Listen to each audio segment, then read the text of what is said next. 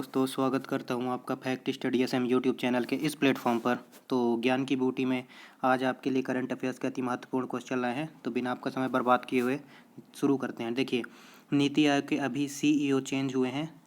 CEO बिल्कुल change हो गए हैं। अमिताभ कांत थे अभी तक, अब जो है परमेश्वर अय्यर को जो है नीति आयोग का सीईओ बना दिया गया है। ये मोस्ट इंपॉर्टेंट क्वेश्चन हो सकता है आपके लिए। और इसी तरह नीति आयोग के उपाध्यक्ष भी चेंज हो गए हैं, सुमन बैरी हैं, ठीक है, याद रखिएगा। और 25वें मुख्य निर्वाचन आयुक्त राजीव कुमार को बना दिया गया है। आप 24वें नंबर के मुख्य निर्वाचन आयुक्त को कमेंट सेक्शन में बताइए कि कौन है, ठीक है, मैंने बता रखा है आपको। अगला है विश्व व्यापार संगठन की पहली महिला अध्यक्ष नागोजी ओंकाजा इबेला। ये क्योंकि पहली महिला अध्यक्ष हैं, याद रखिएगा, डब्ल्यूटीओ की, ठीक है, विश्व व्यापार संगठन की। ये मोस्ट इंपॉर्टेंट क्वेश्चन है कि विश्व व्यापार संगठन की पहली महिला अध्यक्ष है नागोजी ओंकाजा इबेला, और ये जो है नाइजीरिया के हैं, याद रखिएगा। मोस्ट इंपॉर्टेंट क्वेश्चन आपको बताया गया है। और जो डब्ल्यूटीए है उसमें 164 सदस्य हैं विश्व व्यापार संगठन में, और इसका 164वें नंबर का सदस्य अफगानिस्तान है, याद रखेंगे। अफगानिस्तान है। ये मोस्ट इंपॉर्टेंट क्वेश्चन है, जहाँ पर तालिबान शासन अभी चल रहा है, ठीक है। देखिए, अभी एमपीपीएससी में क्वेश्चन आया था कि जो है कैटलीन नोवाक कहाँ की प्रथम महिला राष्ट्रपति बनी है, तो हंगरी था। तो प्रथम महिला जहाँ पर भी बन जाती हैं, वो क्वेश्चन अपने आप में एक बहुत ही इंपॉर्टेंट क्वेश्चन हो जाता है। तो इस क्वेश्चन को जरूर ध्यान रखिएगा, कहीं ना कहीं जरूर टकराएगा। इसी प्रकार से अमेरिका की पहली अश्वेत महिला जज बनी है केंताजी ब्राउन जैक्सन। ये भी मोस्ट इंपॉर्टेंट क्वेश्चन है। केंताजी ब्राउन जैक्सन जो है अमेरिका की पहली महिला जज बनी है। और अमेरिकी सिक्कों पर एक पहली महिला आई हुई हैं, ठीक है, माया एंजेलो करके हैं, ठीक है, मुझे एग्जैक्ट नाम याद नहीं आ रहा है, अगले वीडियो में मैं कवर कर दूंगा, ठीक है, याद रखिएगा। इनका नाम तो आप याद ही रखिएगा। अमेरिकी पहली महिला जो है अश्वेत महिला जज चुनी गई है केंताजी ब्राउन जैक्सन, ठीक है। वर्तमान में राष्ट्रमंडल से जो होते हैं, राष्ट्रमंडल आपका कॉमनवेल्थ होता है, उसमें आपने पढ़ा होगा 54 देश हैं, ठीक है। लेकिन राष्ट्रमंडल है क्या, पहले तो यही जान लीजिए कि जितनी भी इस विश्व में, जैसे भारत भी इंग्लैंड की कॉलोनी रही थी, इंग्लैंड का जहाँ जहाँ राज रहा था, ठीक है, तो उन सभी देशों को मिलाकर उसे राष्ट्रमंडल बोला जाता है, राष्ट्रमंडल देश बोला जाता है। उसमें अभी तक 54 सदस्य थे, लेकिन अभी हाल ही में 2 और नए सदस्य जोड़ दिए गए हैं, ठीक है। तो याद रखिएगा, ये 56 इसमें टोटल सदस्य हो गए हैं राष्ट्रमंडल में वर्तमान में, याद रखिएगा, बहुत इंपॉर्टेंट है। इसी तरह मैं कुछ आपको बता देता हूँ, जैसे आसियान में 10, आसियान के सदस्यों की संख्या 10 है। हेडक्वार्टर जकार्ता इंडोनेशिया में है इसका। इसी प्रकार से जो है एक चर्चा बहुत चर्चा में रहता है, NATO, North Atlantic Treaty Organization. इसमें जो है कितने देश हैं, इसमें 30 देश शामिल हैं, ठीक है। इसी तरह यूरोपियन यूनियन में 27 देश शामिल हैं, तो याद रखिएगा। और अभी बता देता हूँ G7 की स्थापना 1975 में हुई थी, और इसके अंदर कौन है, अमेरिका है, इसके अंदर अमेरिका है, कनाडा है, फ्रांस है, जर्मनी है, जापान है, इटली है, याद रखिएगा, ये सारे के सारे, और यूके है आपका। जितने विकसित देश हैं सारे के सारे G7 में हैं।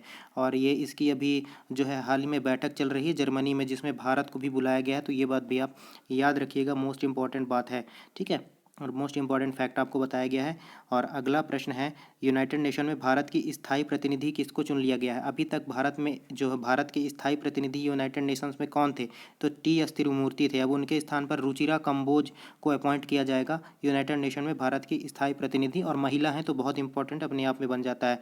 इसी प्रकार अगला प्रश्न है, स्टैटिक जीके से हमने लिया हुआ है कि भारतीय सांख्यिकी संघ का हेडक्वार्टर कहाँ पर मिलेगा आपको, कोलकाता में भारतीय सांख्यिकी संघ का हेडक्वार्टर आपको देखने के लिए मिल जाएगा।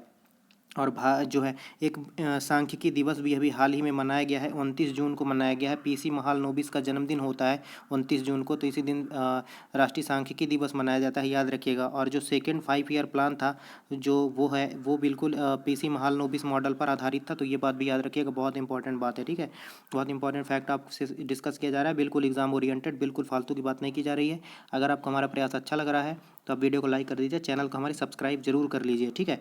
ऐसे ही ज्ञान की बूटी के हम एपिसोड लाते रहते हैं, ठीक है। अगला है आपका सीबीडीटी के नए चेयरमैन चुन लिए गए हैं, याद रखिएगा, मोस्ट इंपॉर्टेंट है नितिन गुप्ता। नितिन गुप्ता को सीबीडीटी मतलब central board of direct taxes के नए चेयरमैन अपॉइंट कर लिया गया है।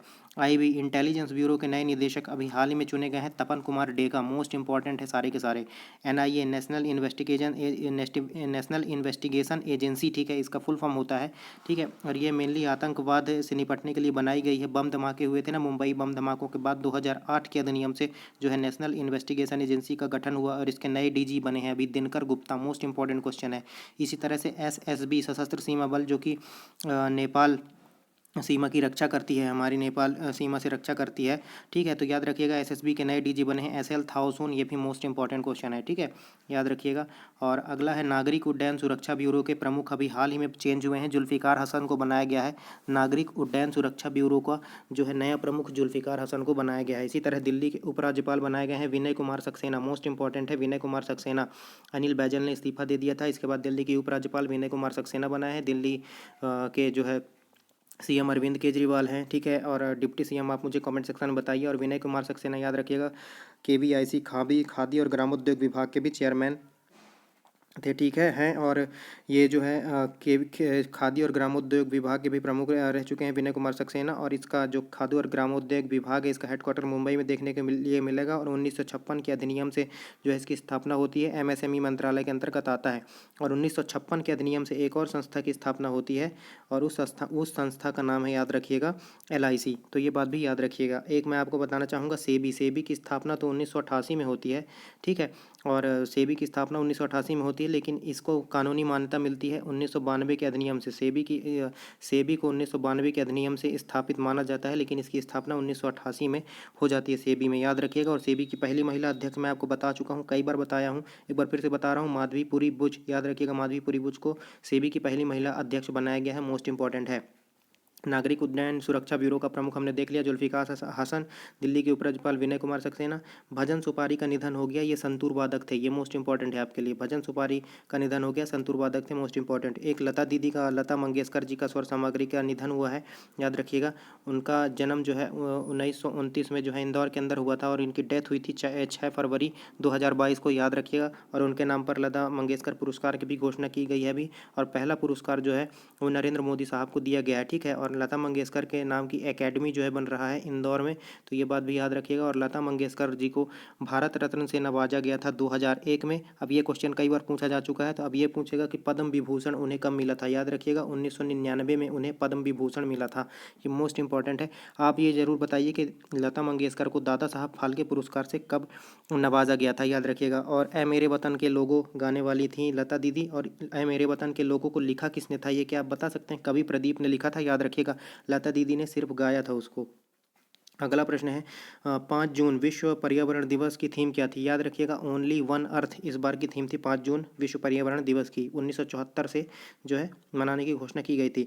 भारतीय वायुसेना का हेरिटेज सेंटर स्थापित हो रहा है चंडीगढ़ में। चंडीगढ़ से याद आना चाहिए आपको हरनाज कौर संधू, जो कि भारत की तीसरी और वैसे 70वीं मिस यूनिवर्स चुनी गई हैं। मिस यूनिवर्स की प्रतियोगिता हुई थी इसराइल में 70वें नंबर की, उसमें हरनाज कौर संधू को जो है चंडीगढ़ की रहने वाली हैं, उनको जो है मिस यूनिवर्स चुना गया, याद रखिएगा। पहली मिस यूनिवर्स 1994 में सामने आई थी, जो है सुष्मिता सेन। ठीक है, उसके बाद लारा दत्ता भी मिस यूनिवर्स बनी, ये तीसरी थी हरनाज कौर संधू।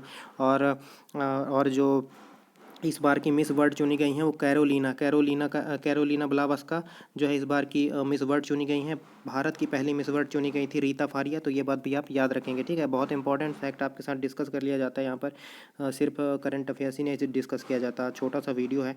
ठीक है, याद रखिएगा। और इसके बाद भारतीय वायुसेना हो गया। तरल नैनो यूरिया संयंत्र का उद्घाटन नरेंद्र मोदी ने कलोल गुजरात में किया है, मोस्ट इंपॉर्टेंट है। राष्ट्रपति ने कहाँ पर संत कबीर एकेडमी और अनुसंधान केंद्र का उद्घाटन किया है, याद रखिएगा मगहर, ये उत्तर प्रदेश में किया है, ये भी मोस्ट इंपॉर्टेंट है। ठीक है, और संत कबीर के दोहे कहाँ पर आपको लिखे हुए मिल जाएंगे, तो गुरु ग्रंथ साहिब में आपको संत कबीर के दोहे जो है लिखे हुए मिल जाएंगे। ये काफ़ी इंपॉर्टेंट क्वेश्चन है, बहुत इंपॉर्टेंट क्वेश्चन है। ठीक है, संत कबीर के दोहे कहाँ पर देखने के लिए आपको मिल जाएंगे, गुरु ग्रंथ साहिब में, ये सीधा क्वेश्चन आएगा। ये दो कन्फ्यूजिंग क्वेश्चन मैंने लिए हैं। विश्व खाद्य सुरक्षा दिवस 7 जून को मनाया जाता है, जबकि विश्व खाद्य दिवस 16 अक्टूबर को मनाया जाता है। मोस्ट इंपॉर्टेंट है विश्व खाद्य सुरक्षा दिवस 7 जून को, जबकि विश्व खाद्य दिवस 16 अक्टूबर को। और आखिरी क्वेश्चन है FSSAI मतलब food safety and standard authority of India द्वारा ईट राइट चैलेंज कार्यक्रम में टॉप पर पहले नंबर पर इंदौर आया है, दूसरे नंबर पर वाराणसी आया है। इंदौर लगातार 5 बार जो है स्वच्छता सर्वेक्षण में टॉप पर रहा था। पहली बार जब स्वच्छता सर्वेक्षण हुआ था उसमें मैसूर टॉप पर था, उसके बाद लगातार 5 बार इंदौर टॉप पर था। भारत की पहली वाटर प्लस सिटी इंदौर है। और इंदौर के पास है पीथमपुर। पीथमपुर मेनली धार में आता है, लेकिन पीथमपुर का कुछ हिस्सा इंदौर वाले एरिया में भी आता है। और पीथमपुर में जो है एक नेट्रेक्स हाई स्पीड टेस्टिंग रोड भी डेवलप की गई है, तो ये बात भी आप याद रखेंगे। और आर्मी की क्वांटम प्रयोगशाला महू इंदौर में जो है स्थापित की गई है, ये बात भी याद रखिएगा। और डॉक्टर भीमराव अंबेडकर की जन्मस्थली है महू, ठीक है, महू महू, और ये इंदौर के पास ही है। और इसका फुल फॉर्म भी होता है military head quarters of war, तो ये काफ़ी इंपॉर्टेंट होता है। तो चलिए, अगर हम आपको हमारा छोटा सा प्रयास अच्छा लगा हो तो चैनल को हमारे सब्सक्राइब जरूर कर लीजिएगा। मिलते हैं अगले वीडियो में, तब तक के लिए जय हिंद जय भारत। आपको छोटी लेकिन मोटी बात बता दी गई है। जय हिंद जय भारत।